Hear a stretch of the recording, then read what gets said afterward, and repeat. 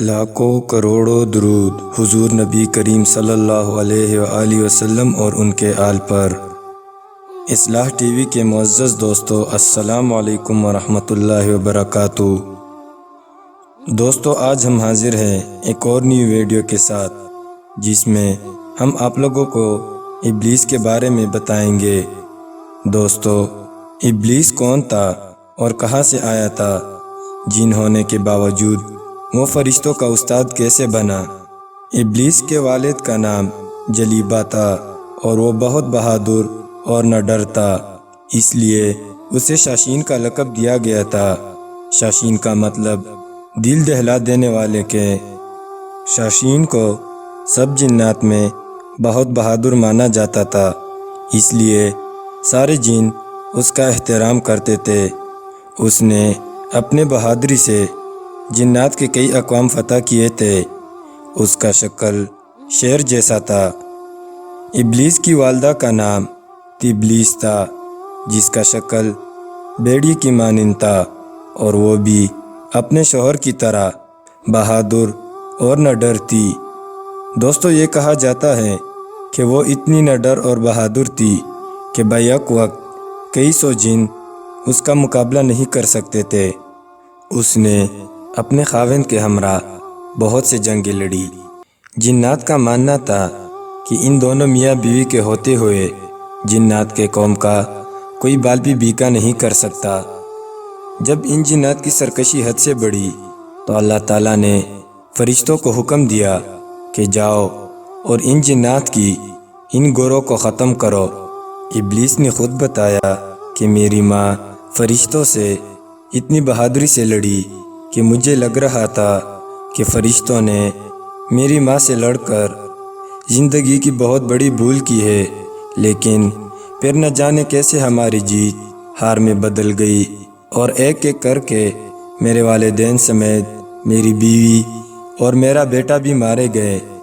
اس جنگ میں بہت سے جنوں کو قید بنایا گیا اور ان قیدیوں میں ابلیس بھی شامل تھے۔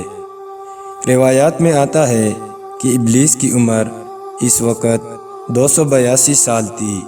اللہ تعالیٰ نے فرشتوں کو حکم دیا کہ ابلیس کی اچھی سی تربیت کرو اور اس سے دنیا جہان کی علم دو۔ ابلیس نے اتنا علم حاصل کیا کہ جو فرشتے اسے سکھاتے تھے انہی فرشتوں کو بعد میں سکھانے لگا۔ یہ ایک مصلحت تھی کہ وہ بہت جلدی سیکھتا تھا اور اس کا سیکھنے اور عبادت کرنے کے علاوہ کوئی کام نہ تھا۔ وقت گزرنے کے ساتھ ساتھ اس کی عزت اور توقیر میں اضافہ ہوتا گیا اور فرشتے اس کے ساتھ رہنے کو باعث شرف سمجھنے لگے۔ ابلیس آسمانوں میں اتنا مشہور ہوئے کہ پہلے آسمان والوں نے اسے عابد پکارا، دوسرے آسمان والوں نے زاہد، تیسرے آسمان والوں نے عارف، چوتھے آسمان والوں نے ولی کہا، پانچویں آسمان والوں نے تقی، چھٹے آسمان والوں نے حاشی اور ساتویں آسمان والوں نے اسے عزازیل کا لقب دیا۔ یہ وہ وقت تھا کہ ابلیس ساتوں آسمانوں کے فرشتوں کے استاد تھے اور سب اسے عزازیل کہہ کے پکارتے تھے۔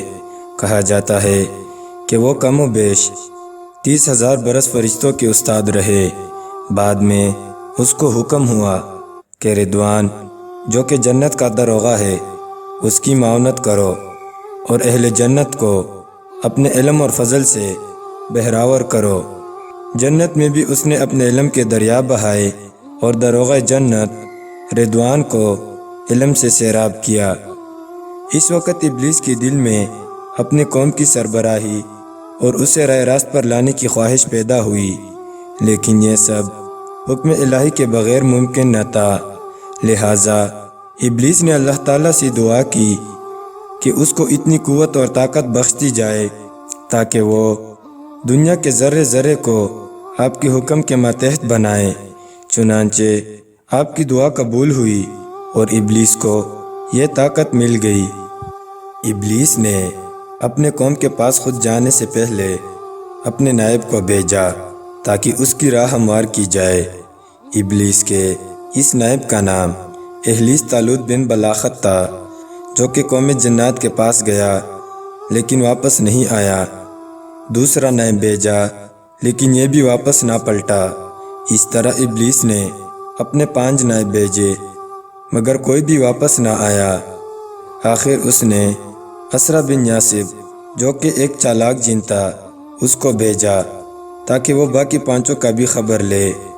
یہ جن بھی بہت عرصے تک غائب رہا لیکن آخر کار مایوس ہو کر واپس آیا اور کہا کہ ہماری قوم ہدایت سننا ہی نہیں چاہتی، اور یہ بھی بتایا کہ انہوں نے آپ کے 5 نائبوں کو قتل کیا ہے کہ تم جن ہو کر بھی فرشتوں سے کیوں جا ملے ہو۔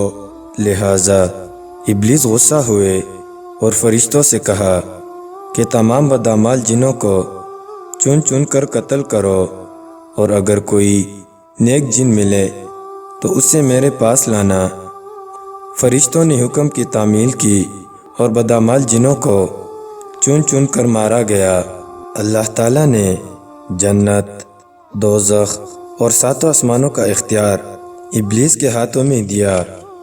ابلیس کے دل میں یہ خیال آنے لگے کہ فرشتوں کو ہم نوا بنا کر نعوذ باللہ اللہ تعالیٰ کی بغاوت کی جائے، لیکن پھر وہ سوچتا تھا کہ جو رب یہ سب کچھ دے سکتا ہے وہ لینے پر بھی قادر ہے، اور یہ خیال دل سے نکال دیا۔ ابلیس روز کی طرح اپنی عبادت اور ذکر میں مشغول تھے کہ اس نے لوح محفوظ پر آسمانی زبان میں ایک تحریر پڑھی جس میں لکھا تھا کہ ہمارا ایک بندہ ہوگا جس سے ہم کل کائنات کی نعمتوں سے مالا مال کریں گے، اس سے زمین سے آسمان پر پہنچا دیں گے اور آسمان سے پھر جنت میں لے جائیں گے۔ بعد میں اس کو ایک حکم ہوگا جس سے وہ انکار کرے گا اور بغاوت پر آمادہ ہو جائے گا۔ ابلیس نے جب یہ سب کچھ دیکھا تو اس سے بہت تعجب ہوئی کہ کون ہوگا وہ بدبخت۔ اس کے ساتھ ابلیس نے یہ بھی لکھا ہوا دیکھا اعوذ باللہ من الشیطان الرجیم، تو وہ فوراً دربار الہی میں حاضر ہوا اور کہا کہ کون ہے یہ شخص جس کو شیطان کہا گیا ہے؟ ارشاد ہوا کہ ایک ہوگا جو نافرمانی کرے گا۔ ابلیس نے جب یہ سب کچھ دیکھا تو تقریباً 2000 سال تک روئے اور کہتا رہا کون بدبخت ہوگا جو اپنی رب کی اس طرح نافرمانی کرے گا۔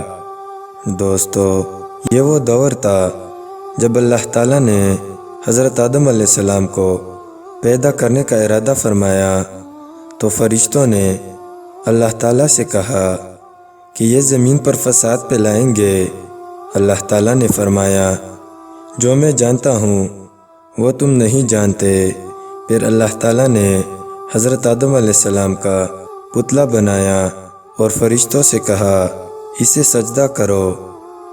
سب نے سجدہ کیا ماں سوائے ابلیس کے، اور کہا کہ میں آگ سے بنا ہوں اور یہ مٹی سے، میں اس کو کس طرح سجدہ کر سکتا ہوں جس پر اللہ تعالیٰ نے اس کو جنت سے نکالا اور اس سے لعین اور مردود بنا کر دنیا میں بھیجا، اور کہا تم ہی ہو وہ شیطان جس کے بارے میں لوح محفوظ پر لکھا ہے۔